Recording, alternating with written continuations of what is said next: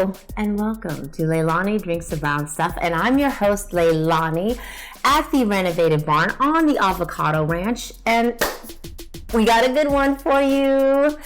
I'm so excited. So, again, I was at my local grocery store, and as I was about to leave, I had already checked the whiskey section, but sometimes they hold some of the whiskey at another place, and I was rolling on by and looked on down, and on the bottom shelf, all by its lonesome self, and I don't know why, is this one singular boxed whiskey. So, of course, I was like, what is that? I shall find out. Pulled it up, looked at it, and was like, you know what? It looks like a cool little box because whiskeys just look cool in containers. They look extra cool, and scotches tend to do that. So I was like, let's do this. So tonight we are getting into, please don't be upset. I know some of you guys are going to be because you probably know how to say this name, but I'm going to say it the way I say it. Valinch and Mallet. I think Valinch, and Mallet. I don't know. But tonight we are getting into Valinch and Mallet Ardmore single cask, single malt Scotch whiskey. It states on the back of the box that it's been aged for 8 years in bourbon and cobalt casks. Is also part of the Young Masters edition. Now, I don't know, as I looked it up, I don't know what that actually means. I don't know if Young Masters is a younger generation of distillers or newer distillers that happen to help age this whiskey or blend this whiskey, or if it's basically them calling this whiskey a young master because it's mastered at 8 years of age. And the reason why I say that is because most of their whiskeys seem to have older ages. This seemed to be one of the younger ones besides their Tennessee and their Kentucky whiskey, which ran for 5 years. Everything else, a couple maybe 9-year-olds, and then the rest were like 10 to 40 years old. So I'm very excited that I ended up snagging a bottle by perchance. Now, it is a product of Scotland, and it comes in at 48.8% ABV. So what do? We double it, 97.6 proof, yo. And that's one of the higher Scotch whiskeys, if I'm correct, that we've had on this show. So that's another exciting thing to be like, oh, okay, let's try this. Haven't tried too many higher proof scotches, so yay to that. Now, from what I understand, it's co-founded by 2 Italian friends. And why do I say it like that? I don't know, because everyone does that when they start to try to be like describing Italian people. Now, they chose quality over quantity. They do that with their expressions. And they have a ton of expressions. So many. I was like, oh my goodness, why is this site so filled with so many expressions? And then I found out that they have limited bottles of these expressions. That's why it seems like they have so many. They make sure that it's unchill filtered. So it is filtered, just unchill filtered, because some people have a problem with the filtration process of whiskeys, so now it's unchill filtered. There's without any colorants. Now, they don't say if they were caramel free, which we have discussed before in Scotch whiskeys. It's not stated, but I'm assuming if they don't have any colorants, most likely they're not going to be throwing in any caramel-free kind of caramel stuff into it, making it a caramel-free Scotch. That's just, me, maybe. So we'll see. They also end up keeping all of their whiskeys that they can at cask strength.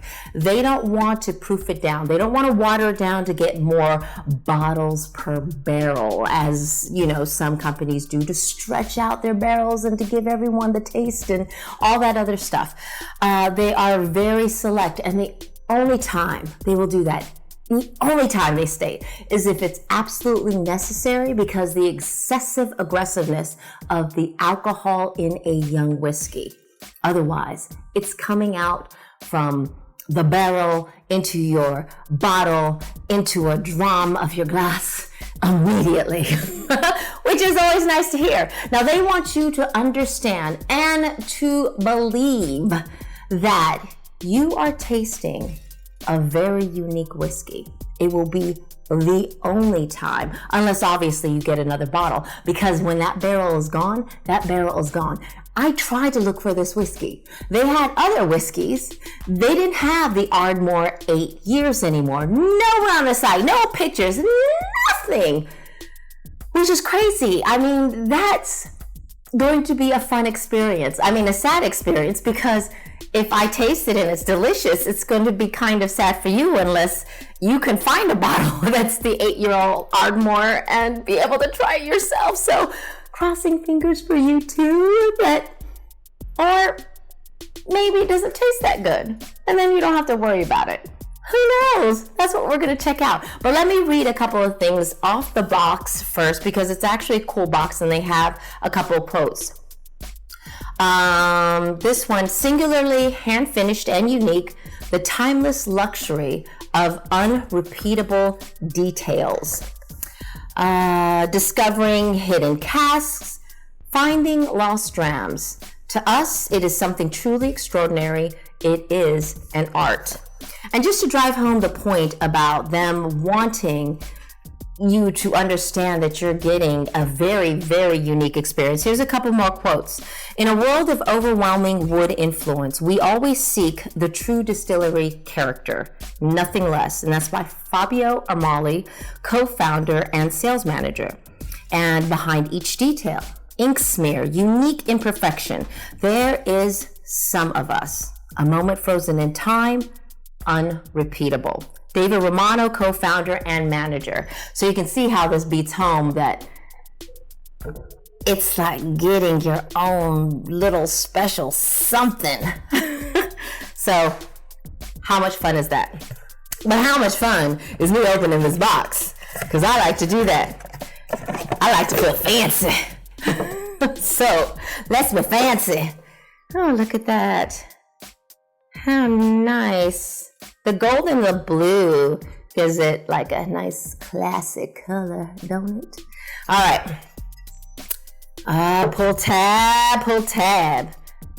Pull tab, pull tab, pull tab. How much I love these. All right. Oh, I'm starting to pull off the cork. Better get ready. Whiskey pops. Oh. Smells like a oak, fresh rain, some smoke.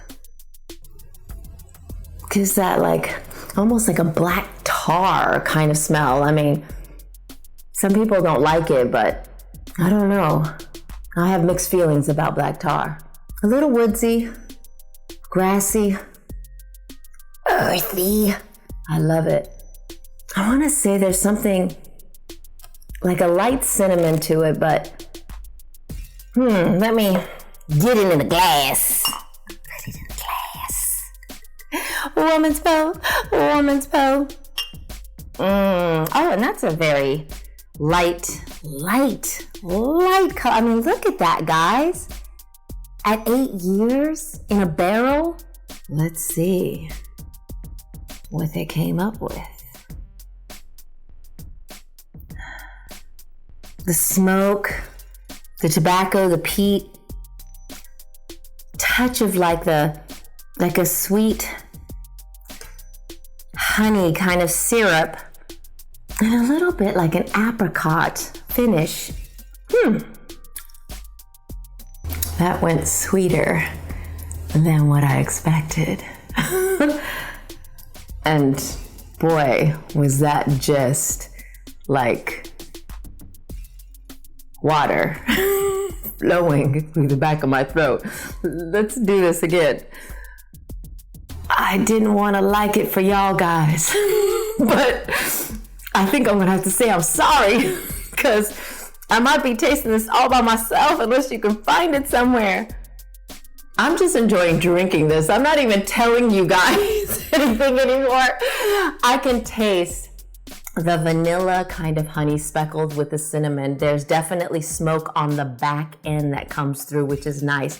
The peat isn't super strong. The tobacco is just lightly scented there. And the fruit is ever so light, but right there, it is an amazing and perfect balance. I can't tell you guys enough. It is so wonderful. Wonderful for an 8-year. I am very happy with this unique taste experience that will be unrepeatable from what I understand from their marketing. I had to taste it again. I don't know why. I just had to, just to make sure you knew that I knew that you knew that I knew that Leilani Drinks the Brown Stuff gives this Ardmore single malt, single cask Scotch whiskey 5 kisses. 5. They nailed it. I guess that's how you could say it. So, you guys, if you're walking past the shelf and you see a white box and it's sitting at the bottom and there's only one of them, grab it and drink up. Cheers.